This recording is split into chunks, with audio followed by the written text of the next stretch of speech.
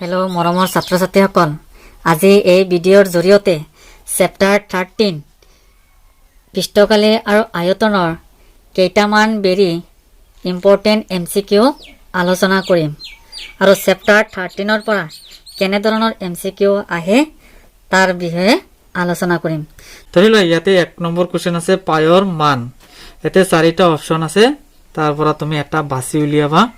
আৰু পায়ৰ মান তোমালোকে জানাই, পায়ৰ মান আসলতে দুটা, এটা হৈছে 22/7 আৰু এটা হৈছে 3.14। তেন্তে অপচন নম্বৰ সি। তাৰপিছত 2 নম্বৰটো চোৱা, এটা অৰ্ধগোলকৰ মুঠ পৃষ্ঠকালি। এতিয়া কথা হৈছে তোমালোকে সূত্ৰবিলাক মুখস্থ কৰিবা। পৃষ্ঠকালিৰ আয়তনৰ গোটেইকেইটা সূত্ৰ মুখস্থ কৰিলে এনেধৰণৰ MCQ কোৱেশ্চন আহে। এটা অৰ্ধগোলকৰ মুঠ পৃষ্ঠকালিৰ সূত্ৰ হৈছে 3πr স্কয়াৰ। তেন্তে অপচন ডি। আৰু 3 নম্বৰ কোৱেশ্চনটো চোৱা, এটা শংকুৰ ব্যাসাৰ্ধ আৰু নতি উচ্চতা ক্ৰমে পাই আৰু এল হলে শংকুটোৰ বক্ৰপৃষ্ঠৰ কালি হ'ব। এতিয়া শংকুৰ বক্ৰপৃষ্ঠৰ কালিৰ সূত্ৰটো হৈছে পাই আৰ এল। তেন্তে অপচন এ। এতিয়া 4 নম্বৰ কোৱেশ্চনটো চোৱা, আৰ ব্যাসাৰ্ধৰ অৰ্ধগোলকৰ মুঠ পৃষ্ঠকালি আৰু আৰ ব্যাসাৰ্ধৰ অৰ্ধগোলকৰ মুঠ পৃষ্ঠকালিৰ সূত্ৰ হৈছে 4/3 পাই আৰ কিউব। এতিয়া অপচন হৈছে এ, 4/3 পাই আৰ কিউব। এতিয়া 5 নম্বৰটো চোৱা, 5 সেন্টিমিটাৰ বাহু বিশিষ্ট ঘনক এটাৰ পৃষ্ঠকালি হ'ব।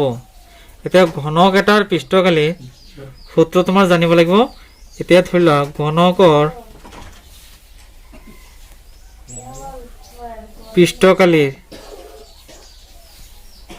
ঘনকৰ পৃষ্ঠকালিৰ সূত্ৰ হৈছে 6 × বাহু স্কয়াৰ। এতিয়া 6 মই লিখিলো আৰু বাহুৰ মান কিন্তু ইয়াতে চোৱা 5 বুলি দিয়া আছে। তেতিয়া মই 5 লিখিলো, ওপৰত এটা স্কয়াৰ 6। এতিয়া 5 স্কয়াৰ হৈছে 25। এতিয়া 6ৰ লগত এইটো তুমি পূৰণ কৰা, 6 × 5 = 30, 30ৰ শূন্য 7ত 3, 6 × 2 = 12 আৰু 3 × 15। তেন্তে 150। তেতিয়া অপচন হ'ব বি। আৰু এককটো হৈছে সেন্টিমিটাৰ, তেন্তে সেন্টিমিটাৰ স্কয়াৰ হ'ব। ইয়াৰ মাজতে এটি বিষয়ে অনুৰোধ কৰোঁ যে তোমালোকক মোৰ চেনেলটো ছাবস্ক্ৰাইব কৰিবলৈ নাপাহৰিবা। এতিয়া কুৱেশ্যন নম্বৰ 6টো চোৱা, ঘনকৰ আয়তনৰ সূত্ৰটো হ'ল, ইয়াৰ 4টা অপচনৰ ভিতৰত এটা শুদ্ধ হ'ব। 1 নম্বৰটো আছে 6L square L cube 4L square আৰু 4 নম্বৰটো আছে LBH। আৰু L মানে হৈছে ইয়াতে দিক। ধৰি লোৱা ইয়াতে ঘনকৰ আয়তনৰ সূত্ৰটো হৈছে L কিউব, মানে দিক কিউব হ'ব। তেন্তে অপচন হ'ব 2 নম্বৰটো।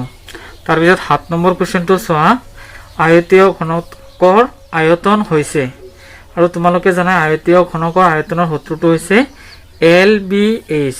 ইয়াতে L মানে হৈছে দিক, B মানে হৈছে প্ৰস্থ আৰু H মানে হৈছে উচ্চতা।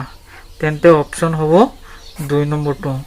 আৰু এই চেপ্টাৰ 13ৰ পৃষ্ঠকালিৰ আয়তনৰ গোটেইকেইটা সূত্ৰ তোমালোকে মুখস্থ কৰিবা। ইয়াৰ মাজতে MCQ টাইপৰ প্ৰশ্ন আহে। আৰু শেষত আৰু এবাৰ অনুৰোধ কৰোঁ যে মোৰ চেনেলটো ছাবস্ক্ৰাইব কৰি দিবা প্লিজ।